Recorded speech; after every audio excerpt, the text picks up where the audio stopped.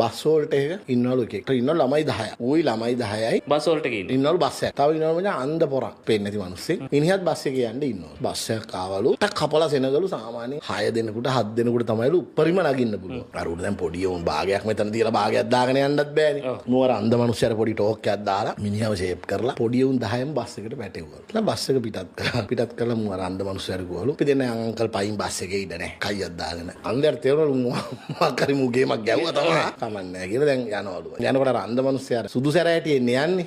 කොට නේ ටිකක් දුර යනකොට අර දිගට මෙහෙම තට්ටු කරනකොට නොඉන්නේ. අරුතුවලු. මොනවද අංකල්? ඔයා මේ කොටනවා ඉවරයක් නැහැ. කනක් ඇහිලා පාර යන්නත් නැහනේ. ඕකේ දාගන්නකො අග්ගිසර රබර් බුස් එකක්වත් කියලා. අන්ධ මිනිස්සයා ගෝලු. තෝ අග්ගිසර රබර් බුස් එකක් දැම්මම මෙහෙම අපි දෙන්න පයින් යනවා.